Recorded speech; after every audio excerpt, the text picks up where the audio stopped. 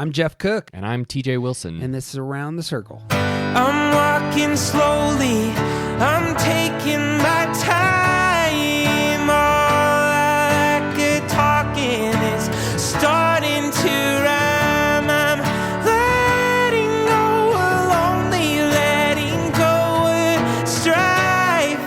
I just can't get enough of this beautiful life.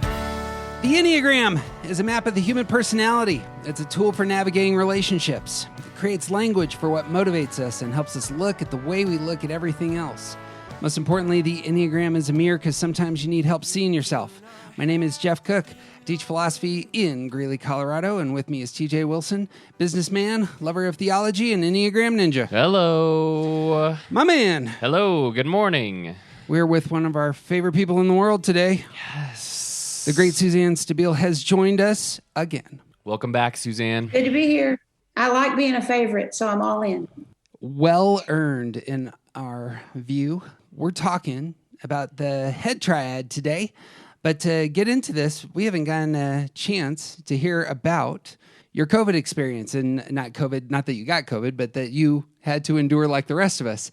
On the positive side, do you have anything you're taking away from this year? Like a practice, a habit, something that you're keeping from this year that you learned? Yeah, I do. I'm very aware of my need to teach. And when you get to be my age, people start asking you how long you're going to teach. And you don't know if that means, it sounds like you should give it up or we want more. Right. I've been at the feet of both kinds of teachers, some who shouldn't be and can't let go, and some who have more to say. Sure. So I did learn that I get an awful lot of energy from teaching, and that what would appear to be restful wasn't. But I also have a big question about whether or not anybody found the whole experience of the 18 months to be like restful downtime where we regroup and gear up and learn some new stuff, because we were always waiting for the next announcement. Mm-hmm. Mm-hmm. And we were caught in a political involvement from every side in medicine. And so now that I look back and Joe and I are both healthy and back doing what we do, then I have regret that I wasn't able to live in the moment enough to use those moments to rest. Yeah. Yeah. Every plan was about maybe next month. Maybe Right. we'll be able to keep this event. Well, let's cancel these two, but let's hold this one. Right. We kept, it's like the line kept moving and we didn't seem to be able to see past the line. Right. But I only know that looking back. Right. I learned that I used to have a much larger one wing than I do now because my 3-wing kicked in, which kind of causes everything to settle down whenever that happens, when you have both wings.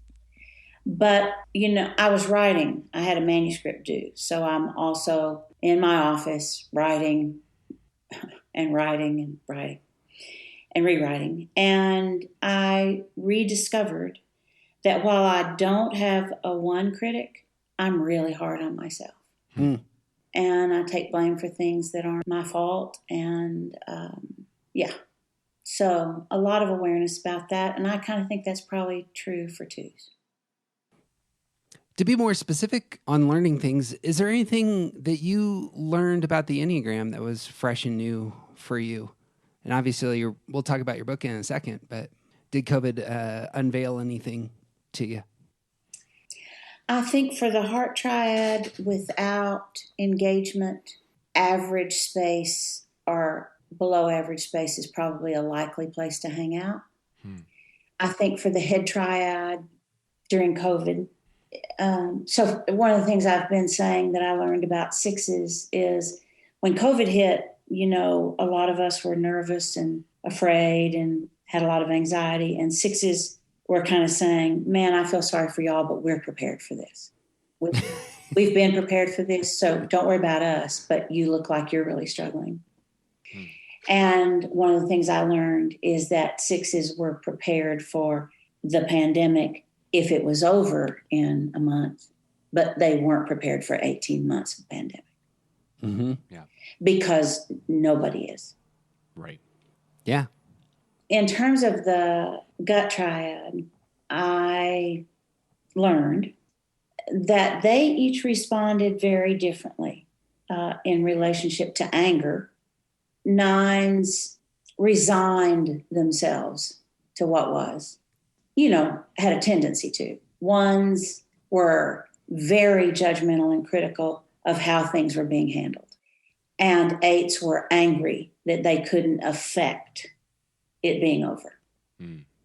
So if I ever write an Enneagram book about the pandemic, then I guess I'll just run through all 9 numbers. And I don't think I'll write that book because I don't think we'll have this experience again for another 50 years at least. And, Right.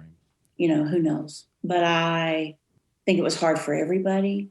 I think there were lessons to be learned for every personality type.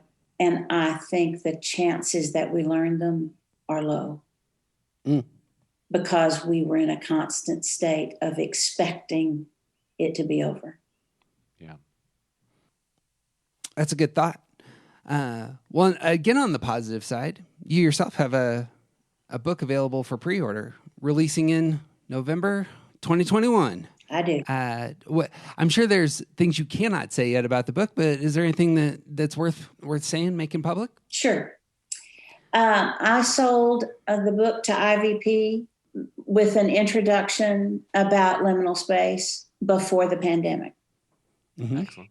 Good timing. So when the pandemic hit, I thought, uh-oh, I missed it.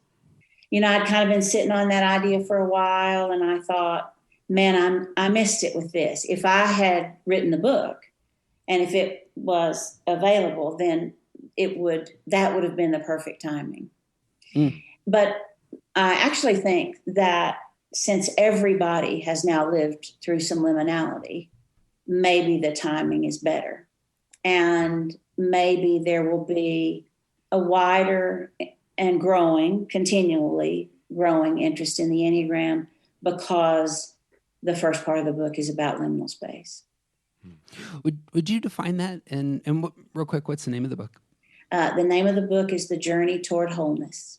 And the subtitle is Enneagram Wisdom for Stress, Balance, and Transformation. Come on.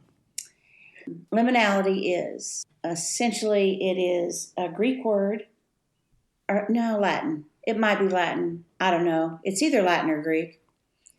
I live with somebody who knows. So I get far too much information about which words are which, and then I don't know because I mostly don't care. But it's either Latin or Greek. I think it's Latin. And it essentially means threshold. And it means when you're not where you were and you're not where you're going. So when I teach liminality, a good practice is to have somebody stand for 5 minutes in their home on the threshold between one room and another. And most people report that they couldn't do it for 5 minutes because they saw all the things that needed to be done where they were going, and they were aware of what had not been done where they were leaving. And it felt like a place of no consequence, a place where there's nothing to do. But if you look into Scripture, God is always trying to get us into liminal space. Yeah. Good. That's good. That's the goal for what happens in that space then for someone who enters it voluntarily or finds it. Sure. I'm going to answer that in just a second, but I want to say one more thing that Richard Rohr taught me.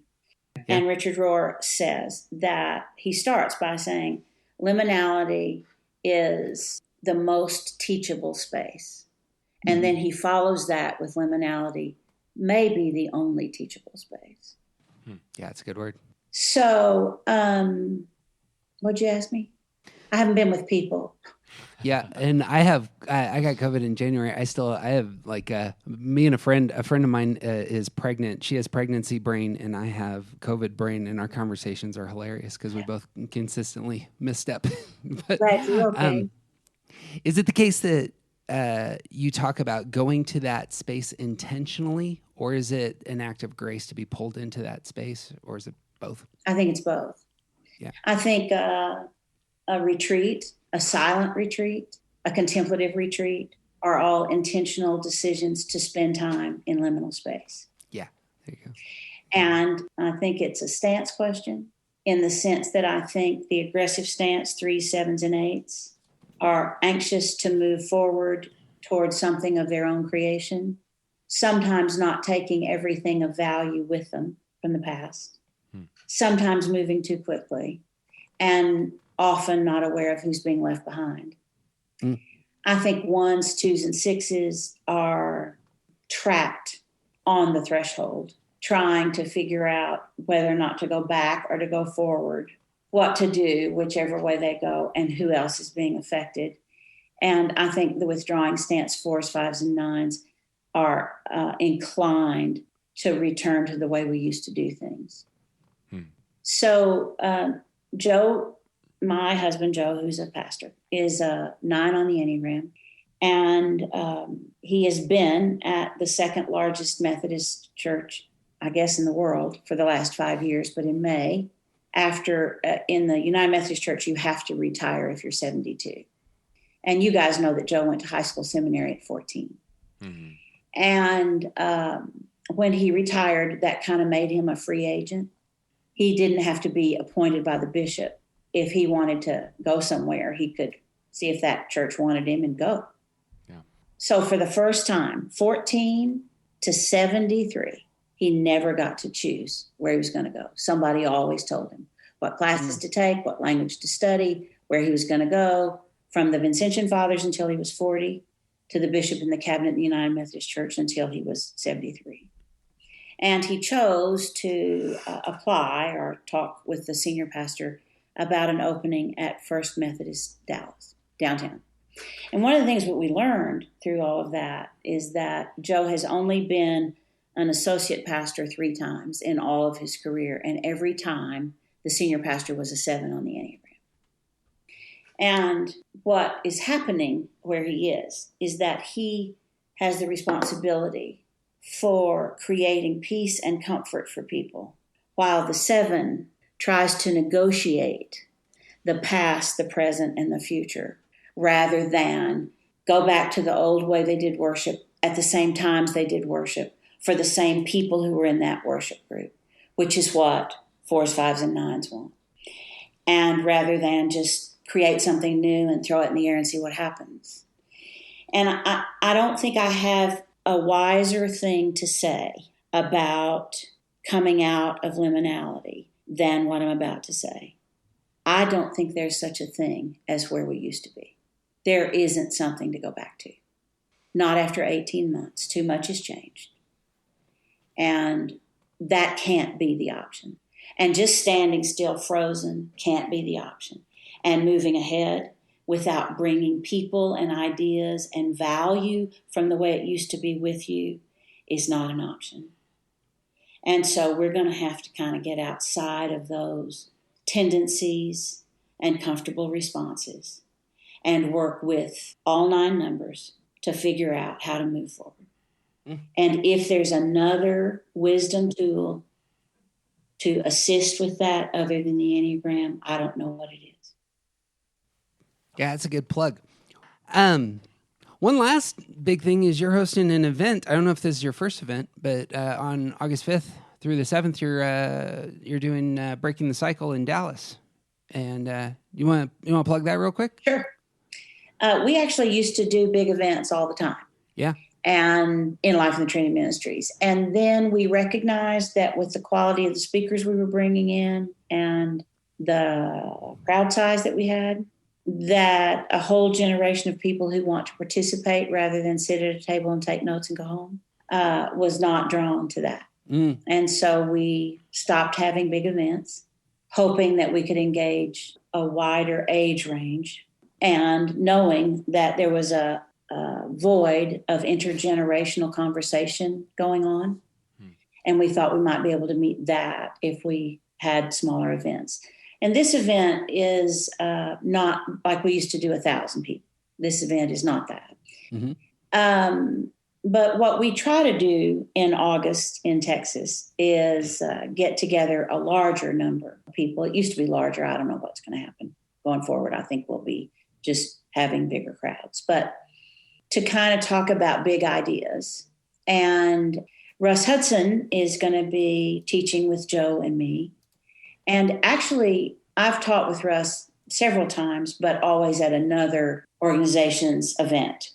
And we have spent more time talking over the last few years than previously, just one-on-one with each other, exchanging ideas and building a friendship. And I think I know this, there is nobody alive right now who teaches passions and virtues better than Russ Hudson. And I don't know that there ever will be.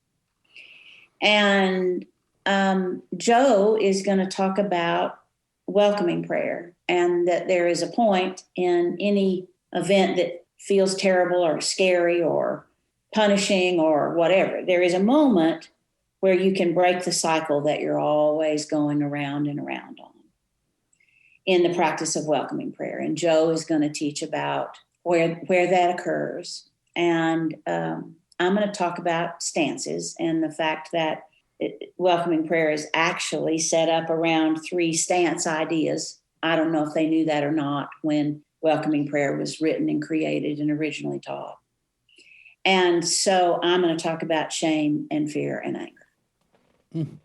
And I think it's going to be so great. And we've never tried to have an event in Dallas and kind of market Dallas as a destination, because it's such an unusual city with no mountains, no water, no things that people sometimes want to go away for.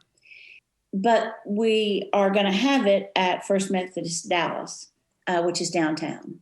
And downtown Dallas has really revived itself. And Clyde Warren Park is down there, and it's 2 blocks from the church. And there's a lot of venues for eating and a lot of stuff to do. It's in the Arts District. So we feel like we are bringing people to really fun, interesting space to do some challenging, good Enneagram work and have some time off to be with friends that they came with or friends that they meet while they're here, and do some things that kind of give you a break and then get back to the work at hand. We're really excited about it. Wonderful. Well, we're going to be there. Some of the guests that we've had on in the past who are experts are going to be there. It should be, I'm looking forward to this being a unique event for me in my life and others' lives, and looking forward to it. All right. Well, we are picking up where we left off last time. You are also the senior editor of a book series through Intervarsity. What's the name of the book series? Daily Enneagram Reflections. 9 different books by 9 different authors, 40 days on being an X type. Last time that we had Suzanne on, we talked through the heart triad, 2s, 3s, and 4s, and some of the practices that they could surrender, some of the practices they could adopt for a healthier life. And we set up this conversation with a quote from you, Suzanne, in the introduction to all these books, in which you said, "I hope you'll consider the difference between change and transformation. Change is when we take on something new. Transformation occurs when something old falls away." And that's what we're going to do with talking about the 5s, 6s, and 7s today. But first, to get into this with each of these types, each of the types come to the Enneagram in a different kind of way. And that's how we've started this conversation, is what does it look like for each of the types to come to the Enneagram itself for help, for guidance, as a map. When 5s come to the Enneagram as a tool, as a map, what is the best way for 5s to come to the Enneagram itself in order to help them where they are? I think that everybody is entitled to privacy in relationships. But in successful relationships, it is never okay for the bulk of vulnerability to be on one side of the relationship. And I think if fives can come to Enneagram work recognizing that they're going to have to risk being seen, that they're going to have to risk having ideas that they really treasure that other people aren't going to agree with, and that they're going to have to risk sharing something that is from the heart in order to get from a relationship the energy that will help it be what it can be. It's just more than understanding that there are 9 ways of seeing and that yours is a 5 and that you're thinking dominant. It's just more than that. It's a challenge to use the other 2 centers and the courage to be willing to be participatory in relationship, to be seen, and for there to be some personal exchange. Mm-hmm. What do you hear there, TJ? Well, I think it also offers a framework for understanding why those things are necessary for fives, which is also a big part of helping them get there. Yeah. I think so too, TJ. And I also think it's essential that fives who are not in the sexual subtype kind of experiment with that a little bit, because they're afraid it's going to take energy they don't have, and it actually gives back energy. And it is more holistically energizing than just intellectual exchange. Yeah. Would you talk about that for a second? I've never heard this before. Would you talk about fives experiencing energy from relationships? I think that it's real important to recognize that fives are thinking dominant, but feeling supports their thinking. And that means that they have feelings about everything they think, but they're not willing to share feelings with other people because it feels too vulnerable and awkward for them. So they build most relationships around thinking. And actually, fives like to be with other people who are in their field, so that they can think together about what they spend most of their time thinking about. And the illusion with that is that it's energizing. But the reality is it's informative. And what's energizing is a holistic exchange with other people that involves you being able as a 5 to manage your feelings if somebody disagrees with you. And generally, if you disagree with a 5's premise about something, then you hurt their feelings and they pull back, because feelings are just being used to support thinking. They're not being used for what they're intended for. And that is for personal exchange and heartfelt feelings exchange. You know, one of the things I say to 5s is, if you don't tell people what they mean to you, they don't know.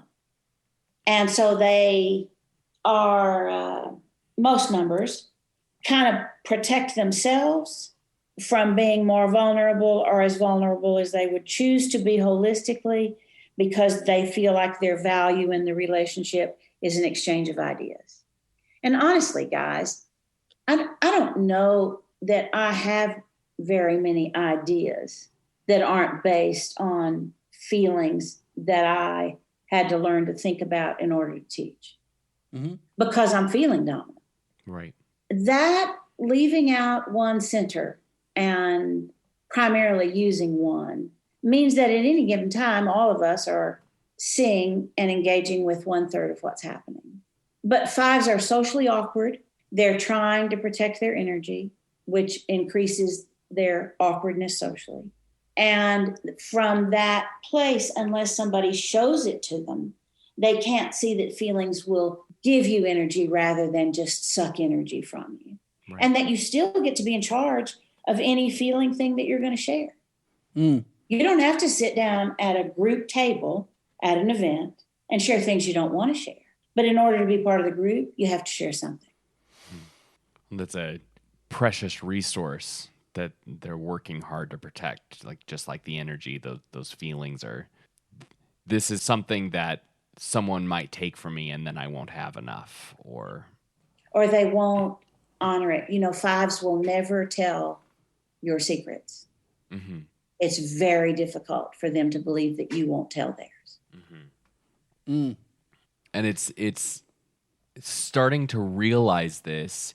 It's hard to see. There was a point in my life where I knew so many people that seemed aloof and disconnected, and then learning that they are fives, it's like a switch flipped, and I see them in a completely different light. It's not aloofness; it's protection for them. Yeah, and another thing I would say is, and I didn't talk about this in the introductory pieces, but your subtype changes. And I don't think we've even begun to consider coming out of the experience of the 18 months of COVID that has already passed. I don't think we have any idea how many people are emerging with a different subtype. Ooh. That's going to be very confusing in relationships, and I think very conflictual. Yeah. We're in for an interesting ride. Yes, we are. And we need tools to get through it without there being more damage and loss than we've already suffered. One of the things that happened during this time, guys, I watched person after person say to sixes, "Are you okay?" And to fives, "You must be loving this." Fives didn't love being quarantined. Right. They love being in control of their time, Right. not having it be controlled by something external. And so that's just a lack of understanding of the Enneagram. They didn't love it at all. Right. Yeah, it's exposed a lot of the misconceptions about all these types. Well, and especially if it was just a few weeks, some of those things might have been closer to accurate. But the fact that it went on and on and on, we got farther and farther and farther away from that being real. Because, so have you wondered what it would have been like if somebody had said definitively, "Looks like this is going to last about 18 months. Do the things that you need to do to protect yourself, behave appropriately, and we're looking at a reopening time of June of 21. Right. It would have been a completely different experience for everybody. Right. Yeah, you were talking earlier about the fact that it's not rest and people don't come out, people don't know how to move forward coming out of it. And if we had known what that time length was going to be, a lot of us probably would have made plans for what comes next. Sure. And Jeff, if you think about if you were still pastoring and not just philosophizing, which, I am so sad that philosophy is so elusive for me. I need to tell you where you are one of the better philosophers that I listen to, and one who I actually learned from quite a bit. But go ahead, I'll tell you. Okay. Go ahead. But it concerns me greatly that church communities, for the most part, were not able to re-examine how they are creating a community for people to know themselves better, to know God better, and to be more Christ-like. And that coming out of this, all they want is what they already wanted. Yep. I think that's a glaring statement about where we're missing the mark in church. Yep. I mean, my candid opinion on this is the American church is the problem in a lot of these places. And a lot of our work this last year was we realized that we weren't immune from that the model itself needs to be blown up. And so a lot of our work actually over the last 3 or 4 months was actually restarting our church without staff. Yep. And we no longer do anything with an authority figure with a microphone is the problem in our culture, in my mind. And so the more that we can get away from that and push into, let's get everyone who is part of the community of faith together and talking, learning from each other, loving each other, meeting each other's needs, having collective goals These are some of the places that we're stumbling, bumbling, trying to find our footing and moving forward. But it's been ridiculously helpful for a person like myself who the only reason I got into church work was because I wanted a family. And I realized that when I started a church, the one thing I no longer had was a family. I had lots of people who were a family around me, and I was excluded because of my job description. And so, but we're in, as we've kind of said, and I don't know what it is about me on this front, but I'm thoroughly ready for a new world. And we talked about the 3 types of responses, I think off air, of how we're going to wrestle through post COVID. And I'm firmly in the camp of, we don't realize yet that everything changed. And we're going to I think we're going to figure that out here in the next 2 years. And it may be very, very difficult for a lot of us. And it will be easier if we understand that there are 9 ways of seeing. Yes. Let's talk about that in relationship to 5s for a moment. Say the 5 has tools, skills, brilliances to offer the rest of us. Perhaps very unique. They're going to take in the world in a very different way. What do 5s need to do for the rest of us during this next season? Invent. Ooh, that's a good word. I bet you if we went to DC and looked at all the patents for people who created something brand new, I bet you a high percentage of those people are 5s on the Enneagram. Mm-hmm. They were willing to learn all they could about a problem, and then learn all they could about how to solve it, and then create something that would solve it. Yep. And I think we need them to invent new tools for us and new ways of gathering from their perspective, instead of from the perspective of people who love to gather. Right. Yeah. People who may not come to the table with things that are well thought out and deeply thought about. And I sort of wish we could create a big job board, no matter where we work. Sure. And say, here's the skill set for 1s, here's the skill set for 2s, all the way across. Sign up for what you want to do, and see what happened. I think it would create community merely through the reality that every way of seeing would be valued and a part of moving forward. Yeah. Yeah. Because 3s, 7s, and 8s can't move back with 4s, 5s, and 9s. And 4s, 5s, and 9s can't skip the threshold and just jump on board with whatever the aggressive, quick thinkers. I say all the time, I work with Joel's a 7 and Laura's a 3, and they just think faster than I do. Mm-hmm. And I got to catch up. And that means they got to slow down. Mm. I'm going to speak out both sides of my mouth, because I said one of the problems is the authority with the microphone. But actually, the one authority I do want to hear from is the 5s. And what I want to hear is unfiltered data about where we're at, about who we are, about here are the real numbers. Some of the things that, popular culture, the way news works, they can elevate very singular events in nowhere, New Hampshire, and make that the national conversation. Whereas 5s are going to come and say, look, across the board, we have 400 million people, and here are trends. Here are places that are unhealthy given these standards, and I really want to hear 5s engage the conversation more. Me too. And be honored for it. Absolutely. Yeah. Yep. Because in a culture like ours, oftentimes you demonize the authority in order to gain leverage because you don't know how to deal with data, or it's going to take your job if the facts go against your opinion. Yeah, or if you were wrong. Yeah. Yep. What's one practice that's really invigorating for the heart of a 5 during this season? Generosity. You want more, I bet. Well, I could do a follow-up question if you want. I think the burden on the back of 5s is a scarcity mentality. Mm-hmm.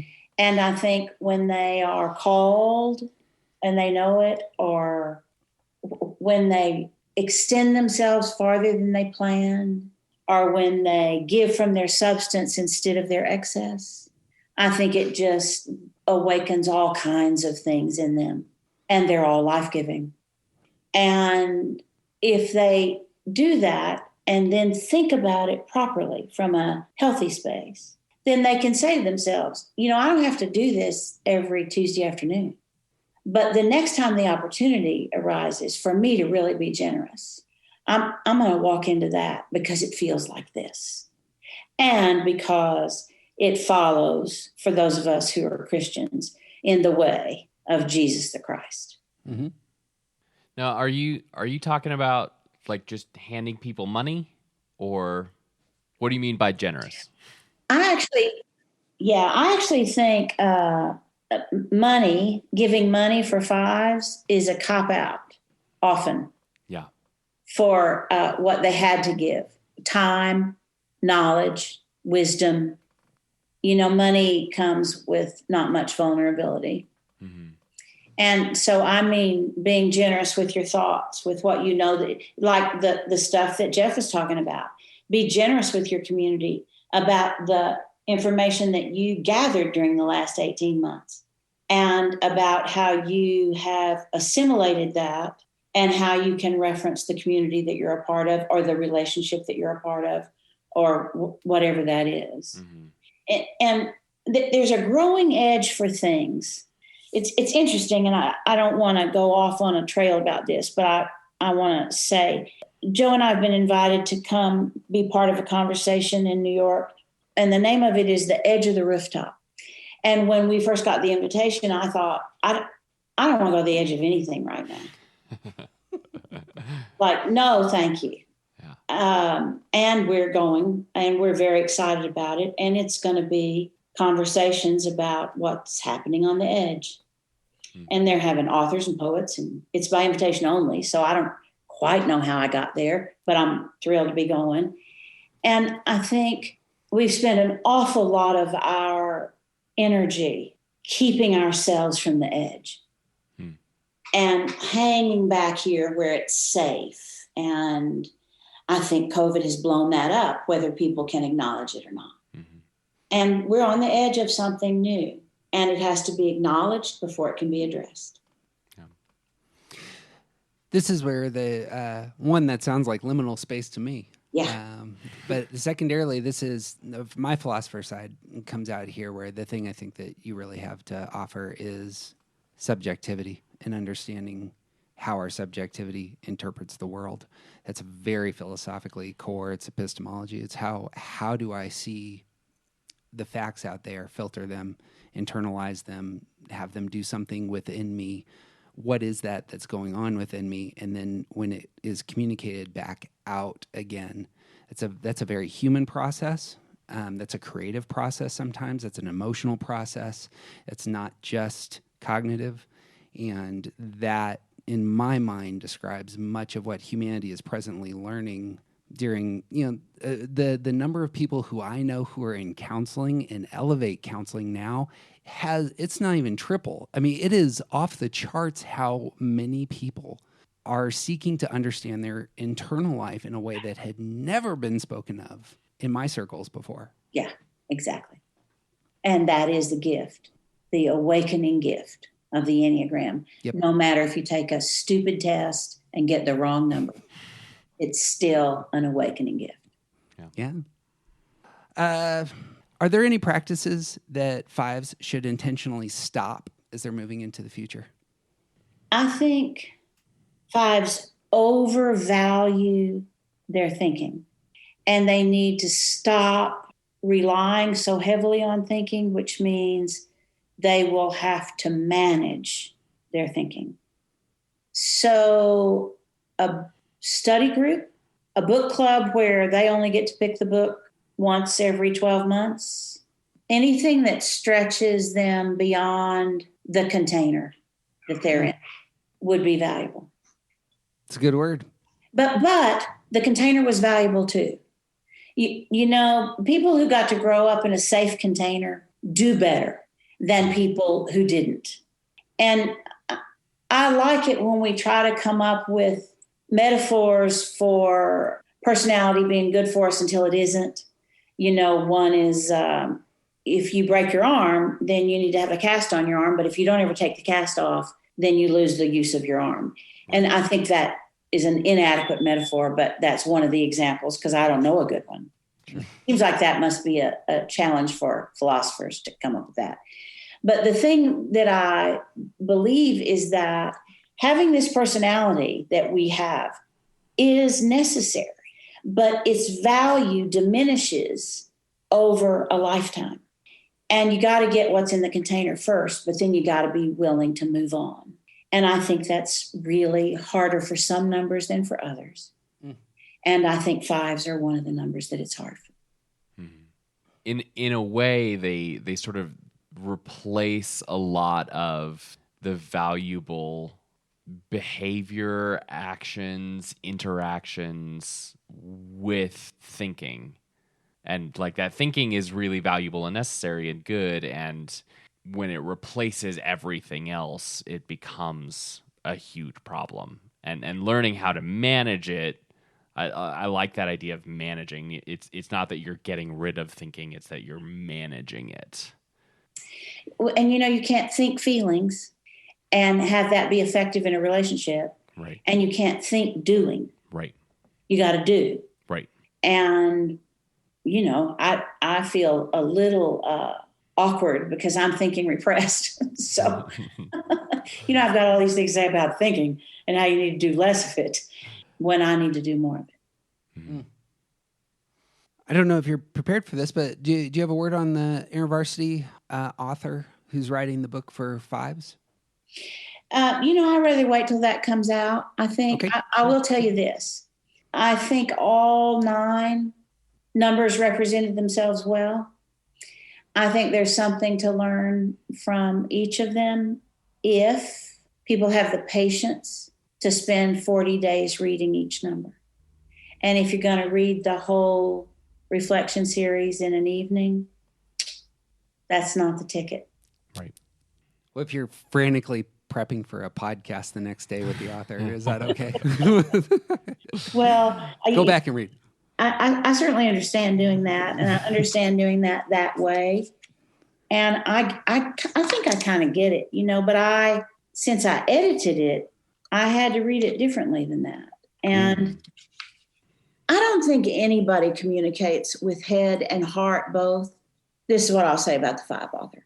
I don't think anybody communicates better in my whole vision with head and heart than Morgan Harper Nichols. She's a visual, she's putting stuff out all the time that is thoughtful and emotional and challenging all at the same time.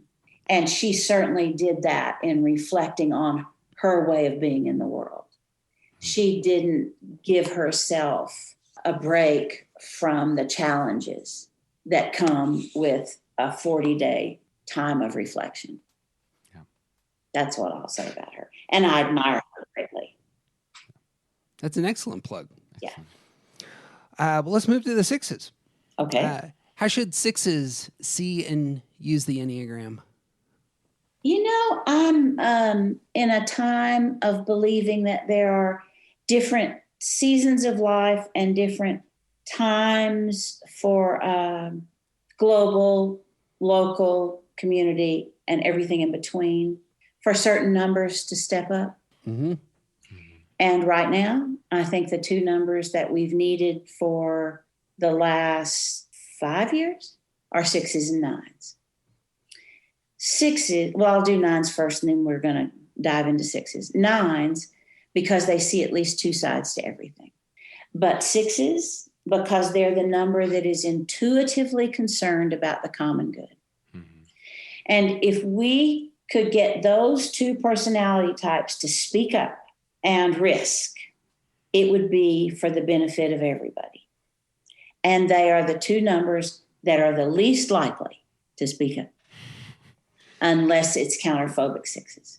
Right. Would you talk about risk with those 2? It's because I think that's the key word there. Yeah, I can quickly say about 9s, they just don't want to risk conflict. They just hate it. and no risk there. For sixes, because of the misunderstanding between anxiety and fear, I get it that fear is the appropriate passion or sin to be associated with that number. And the issue, in my estimation, the problem is anxiety, not fear, because sixes handle fearful situations like a champ. Mm-hmm. Anxiety is the problem. Yeah. And anxiety in a culture like ours, prior to COVID, and certainly now, anxiety is falling on us all the time. Pride is the sin for twos. And just to make sure everybody knows what the definition is, it's an inability or unwillingness to acknowledge one's own needs and suffering while tending to the needs of other people. And I have to struggle with pride coming at me from outside of me, maybe once a week. Sixes are inundated with information that is designed to create anxiety and fear. And it's literally everywhere. Right. So I don't know how they're walking around, frankly. If I had to face my sin 15 times a day, I'd just go to bed. Right. Why do you think nines are so tired? Because there's conflict everywhere. Yeah. So I think that, I don't even know what the question is anymore, but here's the next thing I want to say. I kind of get lost when I'm talking to you guys. I don't know if it's because you're such good listeners, you just let me talk, and then I don't quite know what I was supposed to say and, all that. But the next thing I want to say is I think the very best thing sixes could do is keep a journal. And, they're afraid somebody else is going to read them and all that. So find somebody you trust and say, if something happens to me, burn these immediately and journal. Because if they would commit the time to journaling all the stuff that they're anxious about for a month, and then at the end of the month, go back and look at what of those things occurred, it would be life-changing. Mm-hmm. And I don't know how to break the pattern of walking with anxiety, which is fear of possible future events. And whatever breaks that anxious cycle, even for, 2 days out of 5, I think is the place that sets the table for creativity and for sixes to teach other people to be as willing as they are to be part of a whole instead of the star. Just to speak into that, it always strikes me that the first step towards disintegrating and the first step towards integrating, and we use that in a different way, obviously, than what's published, but really getting healthy, it starts there. It starts with the heart's message over you, moving away from. All the types have fears, but sixes need to go to their resource. They need to go to the living God. They need to go to the place where they can hear you are safe. I know for myself, when I know and take the step that God is ordering all things, that frees me in a way that nothing else can. And especially during this last season, the world is on fire. And you had said earlier, I think it might have been off air, in terms of how ones have reacted to everything. And it's spot on. I am screaming my head off about toxic, bad leadership and what needs to change immediately, given the casualties that we're seeing. And I need to step out of that space. And I step out of that space in a healthy way by entrusting myself, my heart, my mind to the ordering purposes of Christ around me. And that when I can get there, and that's super difficult for me, but when I can get there, that's the step. I imagine it's similar for sixes. You can't only God is allowing your heart to continue beating and your brain to continue working, and you experience grace every second of the day and trust everything else as well. Seems to me to be a worthy place to go. I think in response to that, I think it's really important that we put on the table that because we talk about fear, then sixes quite naturally believe that the counter to that is courage. And so they're always trying to muster up courage. Mm-hmm. And what they need is faith, not courage. Yeah. Faith in something that's bigger than they are. Mm-hmm. Yep. And when it's similar to writing the journal, if you're able to get there, you will experience the power and reservoir that's actually there, and it will build on itself so that it's easier next time. I suppose that's how habits work. But. Well, I think I agree with you, but habits can also keep us from even taking a step toward that. Yes. Yeah. You know, that whole idea of why do I need to work on balancing thinking, feeling, and doing? I got this far with feeling and doing. People think I think. Yeah. I mean, and there again is the value of the Enneagram of exposing that can work for you. And it will also be the thing that's gonna eventually hurt you in your relationships and in your future. Sure. The best part of you is the worst part of you. There it is. Final thoughts on that, Teach? Well, this is also part of why so many people come to the Enneagram or find the value of the Enneagram after significant trauma or crisis, or for threes, failure or whatever. Like when the things that you're doing break, then you have to find something different that works. Yeah. Liminal space there, perhaps. Perhaps. Well, and thinking about sixes, we the one of the ways that we understand sixes, I understand that fear fits, but my experience with sixes and with studying this material, it seems like we're also missing out on doubt and self-doubt being a significant part of what that like core passion or sin for sixes is. And on the flip side of the journaling technique, like when you write down the things that you're afraid of, the things that you're anxious about, and look back on that and none of those things came to pass, you might start to gain some control over that unproductive thinking space. But also when you write down the things that worked and you look back on that, you start to build a little bit more the value that you need in the face of fear is faith. The value that you need in the face of doubt is trust. That's right. And so I love that you brought that up, because I actually believe that there's a whole thing we're not talking about that we should be in relationship to sixes. And it's a tad lengthy. First of all, I believe that they are brushing their teeth in the morning thinking at a very deep level, I cannot trust myself. Mm-hmm. And so self-doubt is accurate and overused. Yeah. And not trusting myself, for sixes to be in that reality, what it means if you don't trust yourself is that you have to rely on a belief system that means you're trusting authorities somewhere else. And the reason that it's so dangerous, Jeff, for all the power to be in the person who has the microphone is because if there are more sixes than any other number, and you guys know I think that is true and not everybody agrees with me. If that is true, then that means that the people who are sitting at the feet of the leaders with the microphone, when they don't trust themselves or when something goes awry, they attach themselves to belief systems. And then when the belief system doesn't prove to be true, then where do you go? Right. Then where do you stand if all you have is courage and you don't have faith?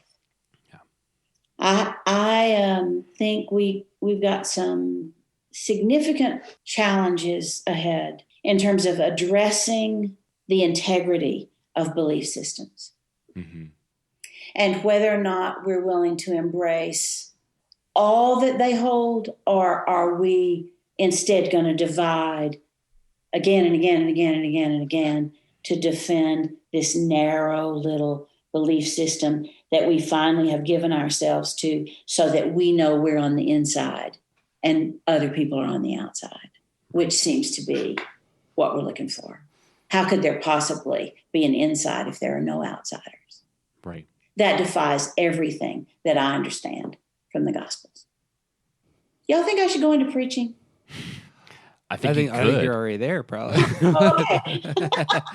No, that has been one of the big things that I've noted. A lot of us have noted, especially for like people with stories like TJ and I's, where we're clearly critiquing the tribe on our end. We are easily dismissed, demonized, kicked out, ridiculed, and it's the social pressure around beliefs that's real interesting right now. That if you challenge some of the heart, what is perceived to be foundational matters, they are often aren't, but they are perceived to be foundational matters, then you're anathema. Your demons are speaking through you clearly. Something like that. Have y'all ever heard the story about our youngest son, BJ? Tell us. Our BJ, who we call Beach, just like you call TJ. It's true. Yep. He went to a Catholic school until he became part of the Texas Boys Choir in 3rd grade. And Sister Lillian came out to the car with him when he was, early in 2nd grade. And she said, James has had a very hard day today. And Joe said, well, what's wrong, sister?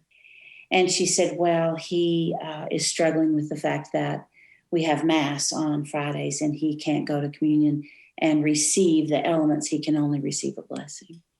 And Joe held his tongue and his temper and his response and said that we would talk to BJ about it. And we were driving home and Joe said to BJ, what happened? And he said, well, I was sad and I didn't want just a blessing. I didn't want to go down for a blessing. And so I didn't go. And then Sister Lillian said that I have to follow in line with the children and I have to go get a blessing, and that I can't receive communion because in their church, they really and truly believe that's Jesus. And in our church, we don't. And BJ said to his dad, and I just said to her, oh, sister, if that was really and truly Jesus, he would say, BJ, get on down here. And I've been thinking since, if 6-year-olds can get it, surely the rest of us can. Right. Yeah. I think speaking of stories in the gospel. Yeah. This sounds familiar to me. Well, I love that Sister Lillian, is that her name? Yeah. She said that to the father of BJ, who has been on both sides of that discussion. Exactly. Yeah. Who was a priest till he was 40. Right. Yeah. I mean, this is perhaps navigating way off track, but this is something the church needs to learn. Is it's not your table. Yeah. This is the table of the Lord Jesus, and he invites everybody that's hungry to come to it. And if you posture yourself as an obstacle to that table, I would not want to pick that fight with the guy whose table you're restricting people from. He says quite a bit about that in, it's the last sermon in Matthew, if you want to look it up.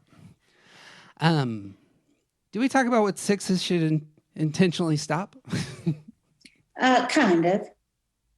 I can move to the next question then. The Enneagram book on 6s also hasn't been published yet. Do you have anything to say about the author as we're awaiting that coming out this fall? Yeah. Yeah. So the first thing I want to answer is about 6s. And I think 6s must stop selling themselves short. I think 6s need to really evaluate whether or not they're going to trust somebody else's authority over their own thinking or their own gut response or their own way of being in the world. And so all that could be summed up, I think, in don't dismiss yourself. Don't do that. Roxanne Howe Murphy says that 9s erase themselves. And I think 6s erase their own wisdom. And they need to stop doing that. Would you talk real quick about American culture on that front? Because that's where I see that most is someone is in charge of the organization and we're moving forward. This sucker is going to get bigger. We're going to scale. We're going to make this a wonderful, wonderful place, very successful. And the voice of caution is the 6 who then is dismissed or told that they're just an anchor or, et cetera. That seems to me where I see that most obviously in our culture, I suppose. I think so. And, I even say, in all honesty, sometimes sixes ask so many questions you want to hurt them. And I'm speaking from experience, actually. My wife is a 6, and we've had that conversation. I bet you have. Yeah. I think if sixes are willing to get 9 questions down to 2, the best 2, then it's everybody else's responsibility to hear the question, think about it, and perhaps respond if they have a helpful response. And not close up and roll your eyes and go, oh, here we go again. Yeah. So, I teach with storytelling. So here's a story. The trustees at a church, we're going to recarpet or lay carpet in the Sunday school rooms. And every Sunday school classroom got to pick their own carpet. So I have this, the thing you get that has the carpet. You pick one from the top and one from a row, and that's your carpet. And I had important stuff to teach. I didn't want to pick carpet, didn't care. So I hold up the thing and I have everybody vote. Which one of these do you want? Great. Majority wants this one. Which one of these in the vertical line do you want? Great. That's the one. And that's the carpet. And at the end of all that, a really good friend of ours who's a 6, Joe's best friend since high school, seminary's wife, came up to me in the sanctuary after we had come out of Sunday school and done all that you do to get there and said, hey, when are we going to pick the carpet? I don't want to miss the time when we choose the carpet. And I said, what? We just did that. You voted. We just did it. She said, oh, I thought that was a joke. She said, don't you think we need bigger samples that we can hold up against the wall? The answer is no. I think we need to talk about Sunday school lesson and let the carpet be. Right. That's so disrespectful of the 6, who takes the task seriously. Right. And if we don't want to let them take it seriously, then don't invite them to participate. That's a great last line, by the way. Because if you pick the wrong color, there's consequences to that. If you pick the wrong carpet, there's serious consequences to that. And 6s are thinking about that. And that is very valuable. And to just let the majority choose. Majority doesn't know what they're talking about. They don't care. They don't know what I they didn't want. even care. Right. Right? But here's the deal. 6s are so loyal that they aren't in the group that leaves churches over the carpet. Right. That's why they take their vote seriously. Right. Churches are not dividing over the gospel. They're not dividing over the Sermon on the Mount. Right. They're not even dividing over sacraments. They're dividing over all the other stuff. Mm-hmm. Yeah, there it is. Foundational issues that aren't foundational. There you go.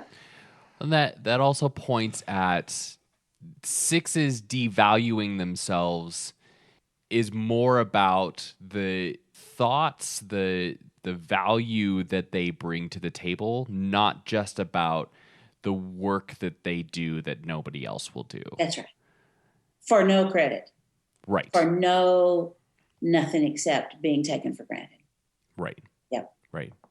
Yeah. We need the thoughts that 6 have, not just the toilets to be cleaned. That's right. Or the cookies for Vacation Bible School. Just right.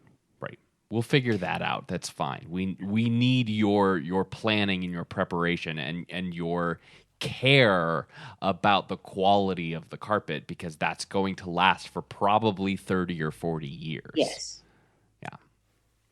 Yeah, what I heard there was with all the types, everyone has a superpower, but it needs to be moderated.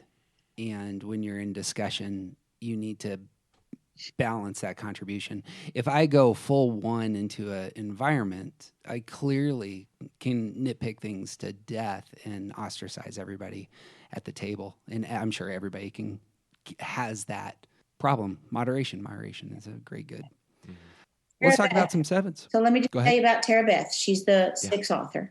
Yeah, do. Sorry. My new theory of the last maybe 4 years is that there are some people who are either phobic or counterphobic, but actually most sixes are on a continuum. Mm-hmm. And one of the things that I would say about Tara Beth is she is on a continuum and she knows how to articulate that. That's not the language she uses, but she is articulate enough in what she shares through the daily reflections that if you're a phobic six or a counterphobic six, you will find that you can connect to her and connect to her writing. And I think that's a particular gift because sometimes teachers only teach to one or the other because that's how they know, or writers are only writing from one place or another because that's where they are. Yeah. So I would really like to plug that in her very good reflective work about sixness. Excellent. I have a side question for you on this because there's the balance when talking about subtypes of one. We've talked about the wisdom. You shouldn't engage subtypes till after 5 years. So by the way, listener, if you haven't been in this 5 years, just skip 5 minutes ahead.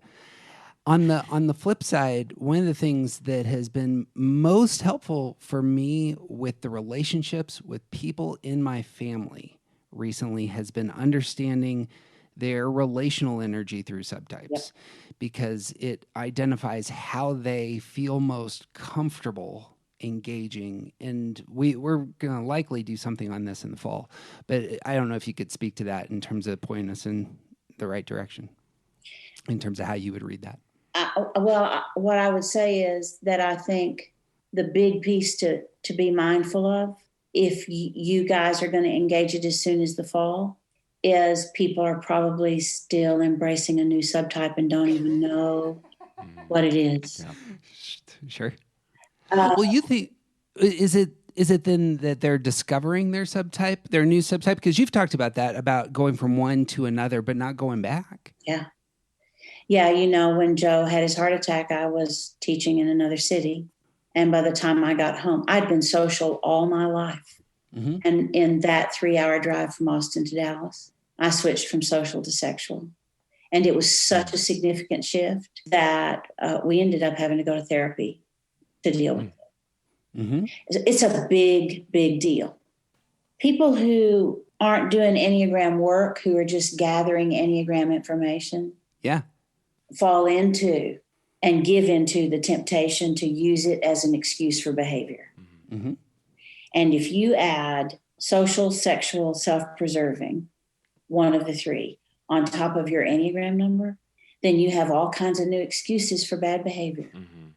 And that is generally how it's used by people who aren't ready for it. Yeah.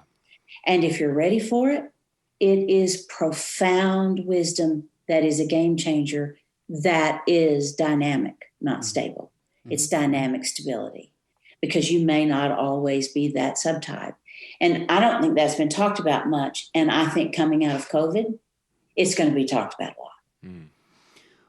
Bang. Thank you. My encouragements as a father to both my kids is to, when engaging folks in authority, is to push it into their subtype. And they're both sexual subtypes. And to say the more that you can get people who you need to communicate with one-on-one, you're setting yourself up for success. And I don't know, sure. That's just been real. That has been a game changer for us, because it's normally the case that they have a team of teachers. So my oldest is on the autism spectrum, and having the team of teachers lined up is actually the problem. Sometimes because they're not comfortable in that space. Anyway. Sure. When I used to do one-on-one sessions or work with couples, tell me. The thing that showed up more often than not in working with couples is that it was a subtype problem more than it was a number problem. Yes. But if they didn't really know their number, they couldn't have the subtype awareness to have an effective conversation.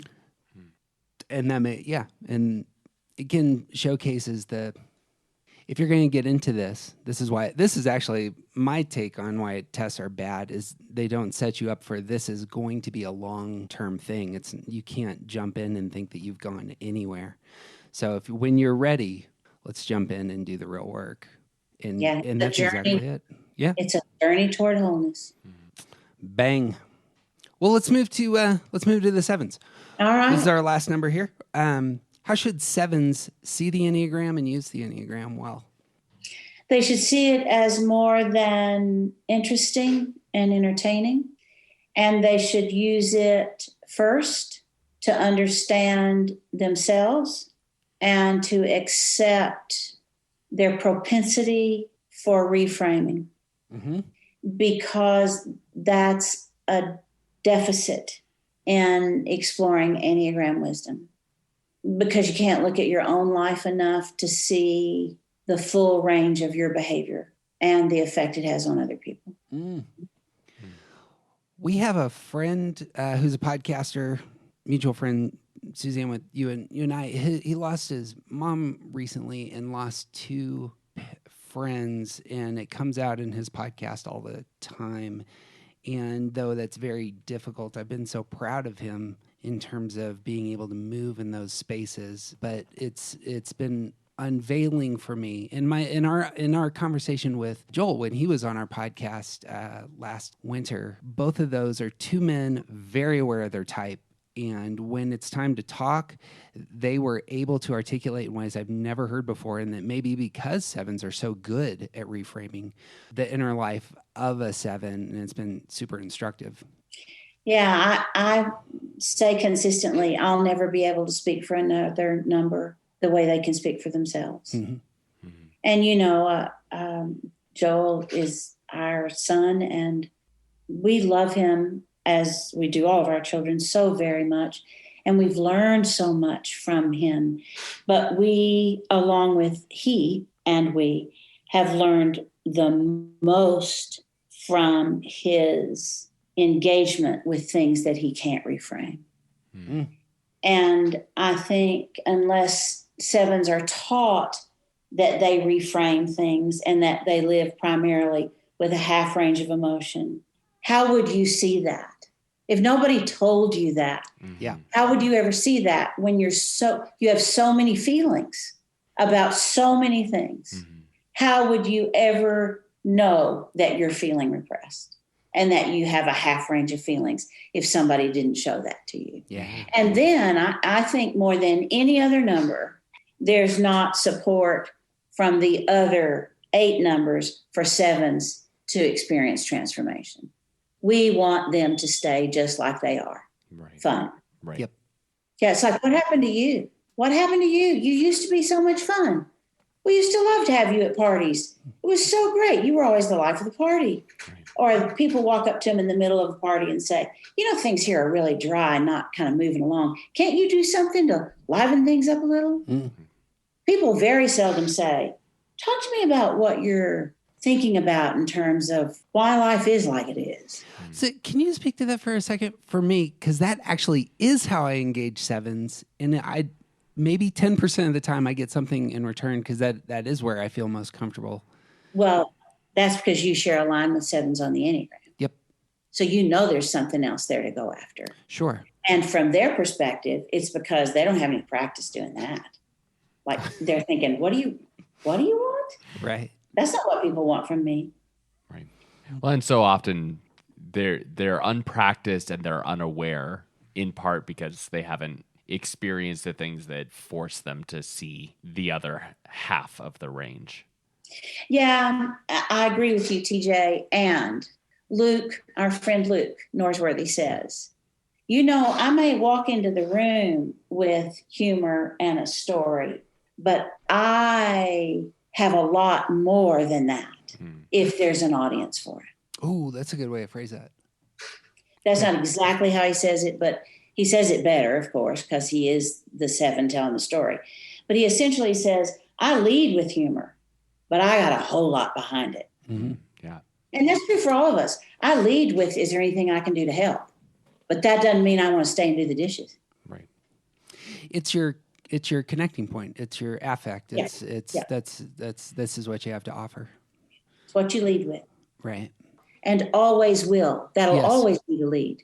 You know what? I haven't put that in terms of, we've really done a lot of study here the last year on affect and coping styles, and haven't heard it framed like that. That's where you lead.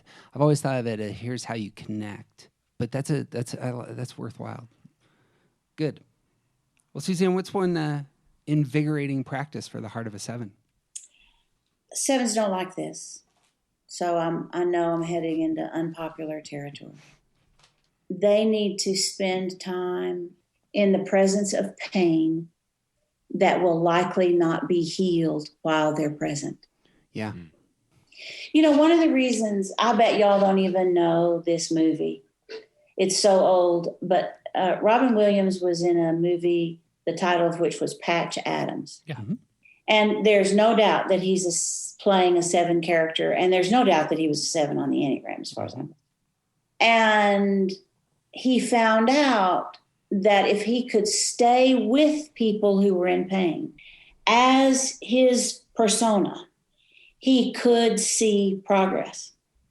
But he had to stay in relationship to the person and to the pain of dementia in order to do it. And our culture doesn't support that in any way. Right. And I think it's true for all of us that we have learned very little from success. And I haven't learned anything of lasting value that didn't involve pain. I think this whole idea in Christianity of a prosperity gospel set us back 100 years. Because there is one pattern that I believe is true, and that is living and dying and rising, and you don't get to skip one. And we have denominations who focus on just living, and denominations who put a heavy focus on dying. And a narrative for rising that is by its very nature ill-informed. Right. Because you can't know what it's going to be. Right. And to try to create another pattern is just foolishness. The Gospels aren't promising prosperity. They're promising living and dying and rising. Right. 100 times a day. If this podcast is not the perfect metaphor for living and dying and rising, right? For those of you who don't understand, we've cut at least an hour and a half of technical glitches so far. I have a question for you on this front. It seems to me that Christianity can be its worst when it's all about you and your personal salvation. That is important, of course, but that's, I think, oftentimes the misstep, and it leads to prosperity gospel. It leads to everything's about me. I don't know why you don't see that. And it exerts itself as a political force right now in terms of it's all about me sort of stuff. The Enneagram, I imagine, has that temptation for it as well in terms of I come to the material and I realize this is my number, and then it becomes all about me. I know that this is part of your work, but I would love a clean answer on this. What does it look like for the Enneagram to be about us and not just narrowly defined as this is about me and my own journey? My shortest answer is our daughter, who's an 8, called me one morning and said, "Mom, I've come to a new realization. I don't think the golden rule applies to 8s." Well, you know, that sounds like something an 8 would say, right? So I said, "Yeah, well, tell me more about that." And she said, "I treat people exactly like I want to be treated, and it never goes well." Mm-hmm. And I say that once you know the Enneagram, you don't have to be deep into study, but once you know about the 9 ways of seeing, at that moment, it becomes your responsibility to be more compassionate, and it becomes your responsibility to treat other people like they want to be treated, not like you want to be treated. How do you do this as someone who I'm sure doesn't want to type another person and steal that from them, but you're in a relationship with somebody who you don't know their type? I'm sure you strike me as a very compassionate, socially intelligent person in general, but loving another person whose type you're not aware of, what wisdom do you have there? Listen. Just listen. Just shut up and listen. I'm not talking to you, Jeff. Sure. I'm talking to the world. But sometimes Jeff too. Here's what I think about that. I think if somebody gives themselves to stance work, it doesn't take too long to figure out what stance somebody's in. Are you comfortable naming a person's stance and simply I mean, you're not typing them necessarily, but you're engaging them in terms of the energy coming forth from them? I'm comfortable telling hospital chaplains that I think with 3 room visits, 5 minutes each, and well thought out questions, they can know what stance they're dealing with. Yeah. And meet them in that space. Yep. Yeah. Something that, like, you go into it intending to hold it loosely. Sure. Yeah. You're not making any statements about anything. Right. But you can figure out if what they need from you is the question, what are you thinking? What are you feeling? What would you like for us to do? Yeah. A hospital administrator who was inviting me in to teach hospital residents, said that one of the most powerful stories ever was the doctor came in and the resident was following, and there was a nurse already in the room, and they asked all these medical questions, and then they did all the little blood pressure and the temperature and all of that. And then after all of that was done, the doctor, the intern, and the nurse left the room, and this administrator stayed behind and said, "Mr. Johnson, is there anything else you need?" And he said, "If you could just hand me a pajama top. My mother taught me to never talk to other people bare-chested, and I'm so uncomfortable, I don't know what questions they ask me." And that's a whole basis for teaching medical personnel how to take care of the person, right? Mm-hmm. And not just going after for the information I need because I have to make rounds and I've got things to do. Mm-hmm. Slipping back to the 7s, is there a practice that 7s should focus on intentionally stopping as they exit COVID here? I would suspect that COVID has been challenging enough for 7s, both as their number and as aggressive numbers, that they already know that there's just a whole lot that you can't reframe. But I think they're going to have to be very careful not to come out of COVID falling right back into that pattern of, I've been trapped down in this hole with all of this fear and all this stuff for all this time. And now I'm back to, it can be this, and it can be this, and it can be this, and we have to make it this. And I don't think we know what it can be yet. Mm. And I don't think covering with reframing is going to be helpful. So that requires something that I think all aggressive numbers need, and that's patience. And for 7s, impatience can look like and feel like creativity. And I think the 2 need to be differentiated, and only the 7 can do that. Because creative solutions are required, and nobody is more creative than 7s have the potential to be. And the reason for that is because 7s know where systems overlap. So literally, Joel carried us in LTM through COVID because he kept paying attention to what we could do instead of being focused on what we couldn't do. And so he got our family together on the front porch of the Micah Center, and we talked about all our numbers, and it kept people connected to us. Right. Yeah. He figured out a way. And most numbers were saying, man, what are we going to do? Yeah. So there's a creative element that is available to 7s if they don't give into reframing. Yeah, that's a good word. You got any thoughts, Teach?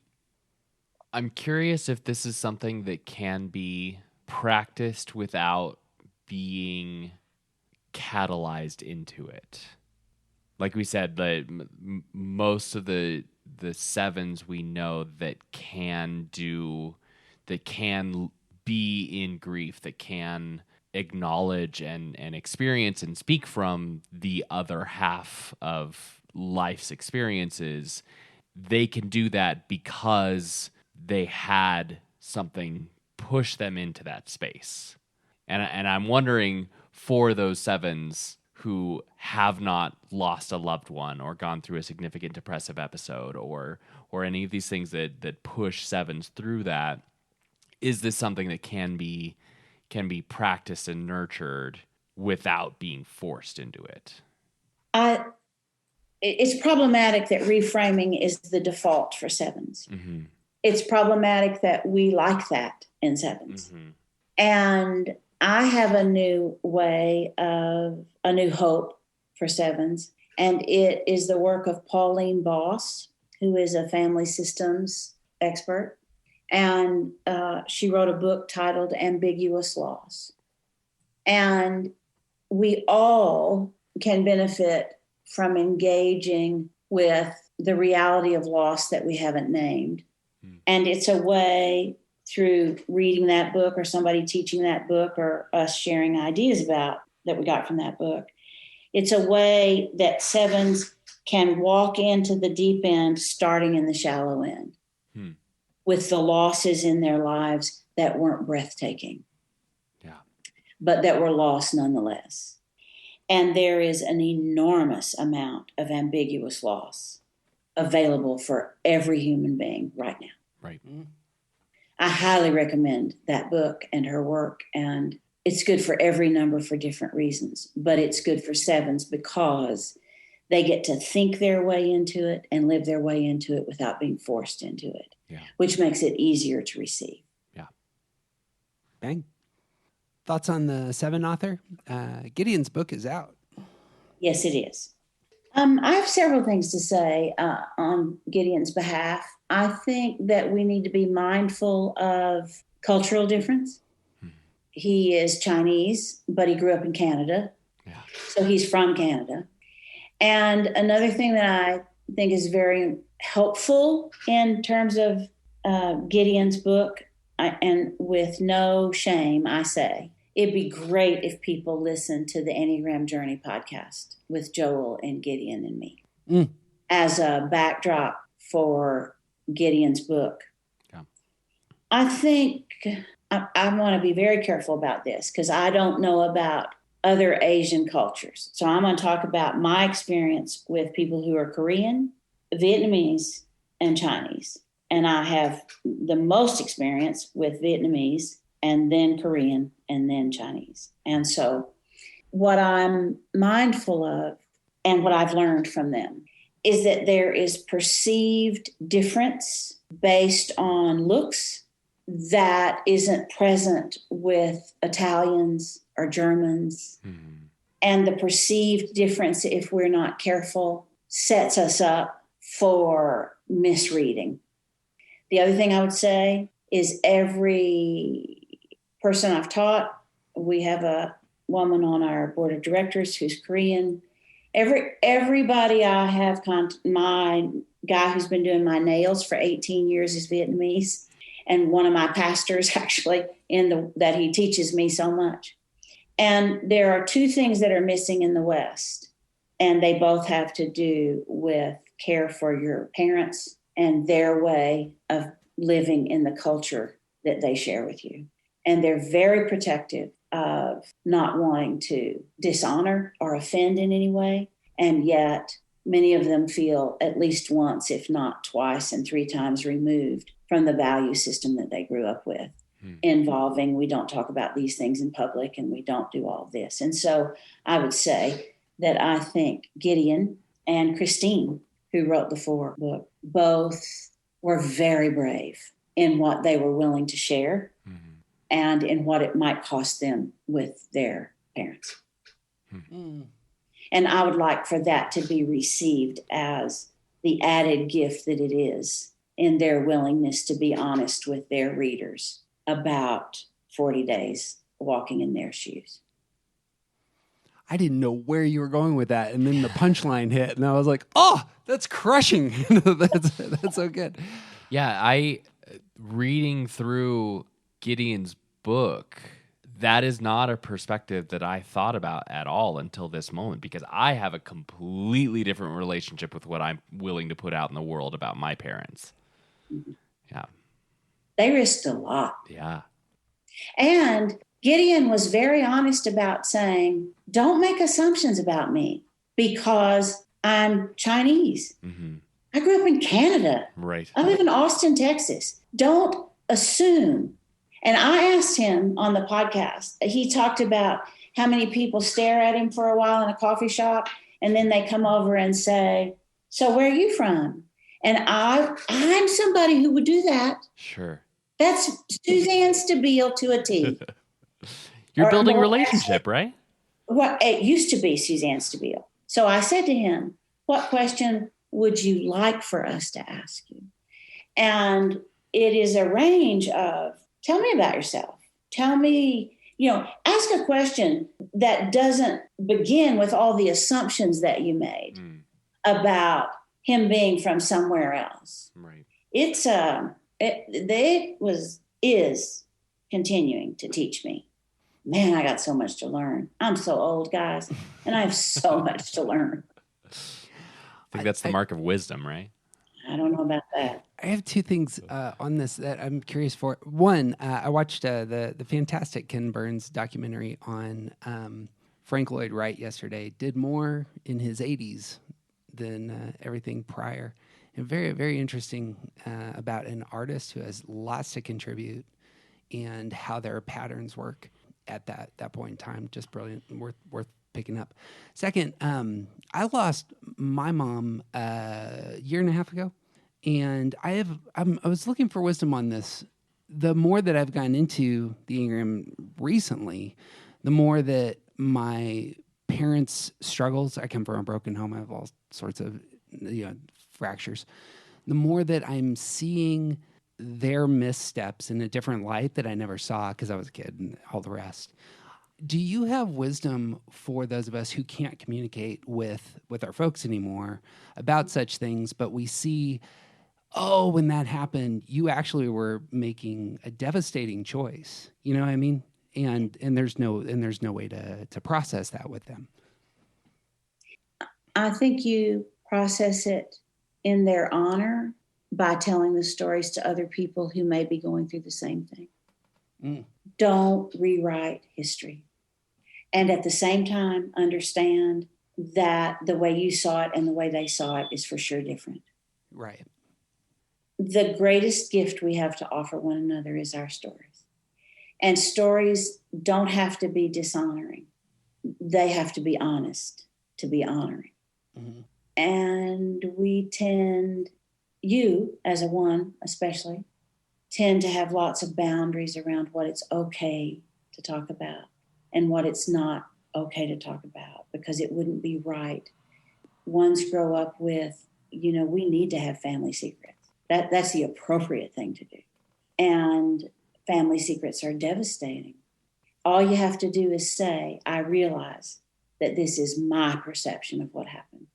And here's my experience, as it might be helpful to person A, Q, Z.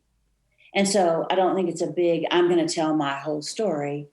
I think I'm going to be willing to tell what I am now learning about and from my childhood to somebody for whom that might be helpful. Right. And I'm going to know that my parents' best selves would want me to. It's the same thing as like first learning that there are 9 different ways of seeing. It's that the person across the table from me sees the world in a completely different way from the way that I do. And looking back on the decisions that my parents made in my childhood for whatever reason, I saw it a particular way, but their experience was actually very different from mine, not only because they're older and they were parenting, not being parented and or going through divorce or whatever things that they were experiencing it. They were experiencing it from a completely different perspective and starting to see that not only that they made decisions in a different way, but they actually saw the situation differently. That's an expansion of the fact that there are 9 ways of seeing. Sure. Henry Nouwen says love always wounds. And the reason it always wounds is because you cannot give to somebody something that you did not receive, even if they need it. I feel like anything that I'm going to add at this point is going to detract. And you've given us an enormous amount of extra time, which we are exceedingly grateful for. And it is always a delight to be with you. Right back at you. Well, you got anything else? Any closing thoughts, either one of you, on the head triad? I have one. Thinking is 1/3 of what you need to make your way in the world. It's a good word. I have nothing to add to that. Well, we're going to sign off. Friends, it would mean the world to us if you take 2 seconds and give us some stars and a review on your podcasting platform of choice.